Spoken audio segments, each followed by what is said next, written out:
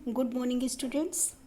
बच्चों, इस समय आप पढ़ रहे हैं चैप्टर 7। चैप्टर 7 बच्चों आप सबका कंप्लीट हो चुका है और आज हम उसी की exercise sum it up complete करेंगे। तो आप तैयार हो? Very good. सबसे पहले आपने इसमें क्या पढ़ा था बच्चों? जैसे फ्रैक्शंस में आपने डिवीज़न ऑफ फ्रैक्शंस या division properties of fractions, use of BODMAS rules and words problem. तो बच्चों अब इसी को पूरा आपको ने इस चैप्टर में क्या लर्न किया, आपको कितना ये समझ में आया चैप्टर, तो इसी के लिए ये जो एक्सरसाइज है सम इट अप, इसमें आप चेक कर सकते हैं खुद को कि आपने इस चैप्टर को कितना समझा है। ओके बच्चों, चलिए फिर शुरू करते हैं। हम आपसे पूछते जाएंगे और आपको बताते जाना है। आपको खुद अपने आप को चेक करना है कि आपका आंसर मेरे आंसर से मैच करते हैं या नहीं। ओके बच्चों, चलिए स्टार्ट करते हैं। Question number 1, fill in the boxes. यहाँ पर बॉक्स दिए हैं जिनको आपको फिल करना है। तो बच्चों पहला क्वेश्चन देख करके तो आपको समझ में आ गया होगा कि ये क्या दिया हुआ है।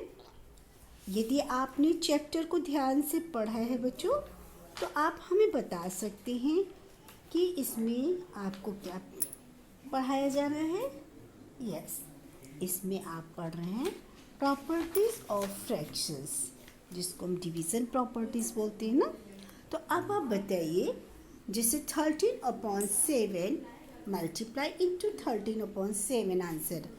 तो आपको ये पता है जब किसी नंबर में 1 का मल्टीप्लाई करते हैं तो आंसर इटसेल्फ नंबर। ओके, यानी 13/7 कैसे आया है? जब आपने उसमें 1 का मल्टीप्लाई किया। तो बच्चों आपको समझ में आया था ये कि 13/7 में हम किस नंबर का मल्टीप्लाई करें कि 13/7 आ जाए आंसर। वेरी गुड, यानी जब हम किसी भी नंबर में 1 का मल्टीप्लाई करते हैं तो आंसर ये नंबर आता है। अच्छा, अब इसी प्रकार से क्वेश्चन नंबर 2 में भी आपको करना है 9/3 into 4/5 into 1/3 whole number 1 is equal to 9/3। बच्चों अब इसको हमको बिल्कुल इक्वल करनी है।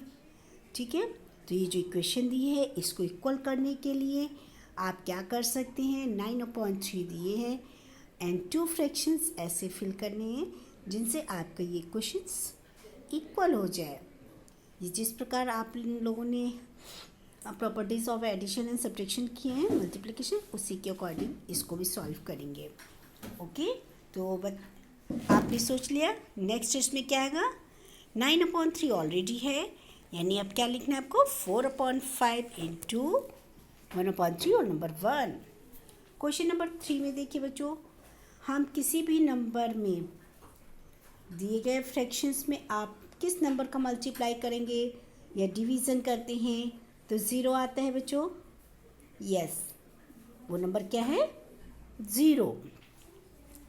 अब यहाँ पर देखिए, इसमें 4/17 इंटू 17/4 आंसर क्या हो जाएगा बच्चों?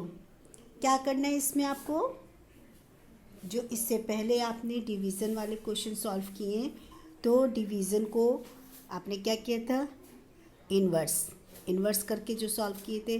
फिर इसी प्रकार से जो नंबर्स डिवाइड होते हैं उनको आपस में डिवाइड करते आंसर फाइंड करते हैं।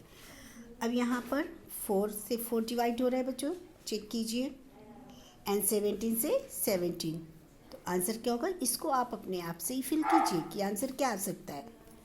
अच्छा, अब क्वेश्चन नंबर बी, आप इससे पहले ये क्वेश्चन 7.2 में मैं आपको पढ़ा चुकी हूँ। फिर भी आपकी याददाश्त के लिए, आपकी मेमोरी के लिए मैं एक बार फिर से आपको इसका रिवीजन करा रही हूँ और आपको ये बहुत ही ध्यान से करना है।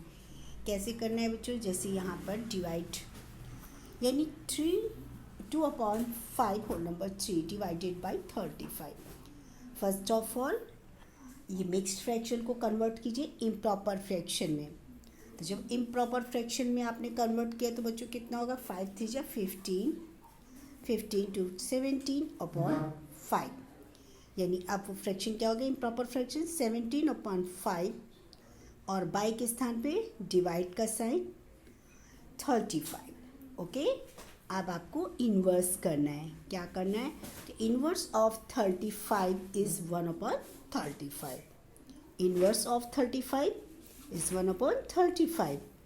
फ्रैक्शन आपका क्या था, फ्रैक्शन थे 17/5 इंटू 1/35। तो बच्चों इसको आप सॉल्व कर सकते हैं। मुझे यकीन है कि आप लोग सॉल्व कर लेंगे। ओके, तो अब आप करेंगे 17/5 इंटू 1/5, 1/35।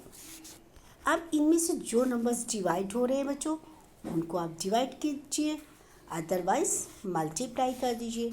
तो देखिए यहाँ पर कोई भी नंबर डिवाइड नहीं हो रहे हैं, इसलिए आप क्या कर सकते हैं, 17 इंटू 1 यानी 71 ज़ा 17, एंड जब आप 5 से 35 को मल्टीप्लाई करेंगे, क्योंकि यहाँ पर ये डिवाइड नहीं हो रहा है, तो अब आप इसको लिख सकते हैं 5 5 जा 25 और 5 3 जा 15, 15 में 2 प्लस करेंगे तो यहाँ प्रॉपर फ्रैक्शंस बन जाते हैं। इसी प्रकार से 3/7 डिवाइडेड बाई 9/14, वेरी सिंपल बच्चों। आपको केवल क्या करना है, इसमें आप क्या करेंगे, 3/7 तो ऐसे ही लिखेंगे।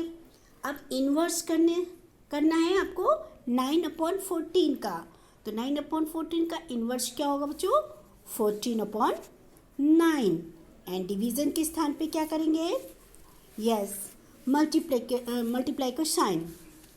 बच्चों अब इनको आप डिवाइड कीजिए, किस तरीके से डिवाइड कर सकते हैं, यस देखिए 3 से 3 3 ज़ा 9 डिवाइड हो रहे हैं, 7 2 ज़ा 14।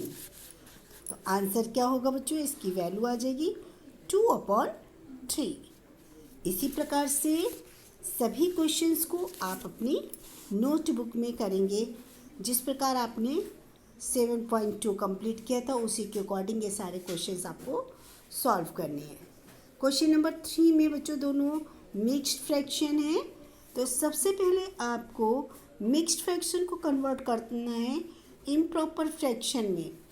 जैसे फर्स्ट फ्रैक्शन है 6/8 होल नंबर 1, तो ये क्या हो जाएगा, 8 1 ज़ा 8, 8 में 6 प्लस करेंगे 14/8 डिवाइडेड बाय 3 5 ज़ा 15, 15 प्लस 4 19/5। अब आपने इम्प्रॉपर फ्रैक्शन में कन्वर्ट किए मिक्स्ड फ्रैक्शन को। नेक्स्ट अब आपको क्या करना है, इन्वर्स 14/8 फ्रैक्शन को आप इसी प्रकार लिख देंगे, एंड अब आपको इन्वर्स करना है 19/5। तो 19/5 का इन्वर्स क्या हो जाएगा, 5/19। बच्चों यदि ये दोनों डिवाइड होते हैं तो आप डिवाइड कर सकते हैं, अदरवाइज आप सिर्फ न्यूमरेटर से न्यूमरेटर का मल्टीप्लाई कीजिएगा एंड डिनोमिनेटर से डिनोमिनेटर। जैसे 14/8, तो 14/8 हम डिवाइड कर सकते हैं 2 से। कैसे डिवाइड कर सकते हैं, 2 से, तो 2 7 ज़ा 14, 2 4 ज़ा 8। अब फ्रैक्शन क्या है हमारे पास, 7/4 इंटू 5/19।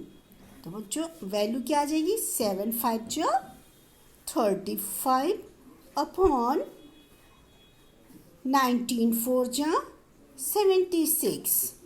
ओके बच्चों, तो इस प्रकार से आप ये सारे क्वेश्चंस अपनी फेयर नोटबुक में फिल करेंगे और ख़ुद को चेक करेंगे कि आपको ये क्वेश्चंस समझ में आए हैं या नहीं।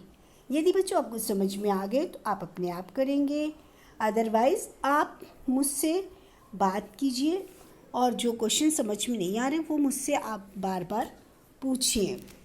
इसी प्रकार क्वेश्चन नंबर सी में भी आपको करना है, वेरी सिंपल है।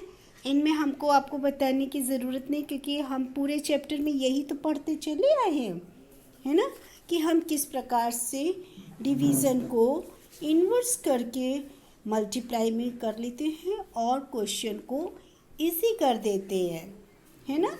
19/9/17 डिवाइडेड बाई 9/17। बच्चों फिर से आप वही कर लीजिए, 9/17 इन्वर्स करना 9/17 को तो 17/9, 17 1 ज़ा 17, 9 1 ज़ा 9, आंसर इज 1। ओके, और 1 डिवाइडेड बाई 6/13, 1 इंटू इन्वर्स करना है बच्चों 6/13 का इन्वर्स क्या हो जाएगा 13/6, तो आंसर इज 13/6। इसी प्रकार से अब यहाँ पर आंसर 0 दिए हैं, इसलिए आप क्या करेंगे, दिए गए क्वेश्चन में आप कितने का डिवीज़न करेंगे या किस नंबर को आप डिवाइड करेंगे, आंसर 0 आ जाए। ओके बच्चों, तो अब आप ये समझ चुके हैं वर्ड्स प्रॉब्लम। अब हम आपको नेक्स्ट वीडियो में पढ़ाएंगे। फिलहाल आप दिए गए वर्क को अपनी फेयर नोटबुक में ही करें, साथ में डेट ज़रूर मेंशन करें। ओके बच्चों, बाय बाय।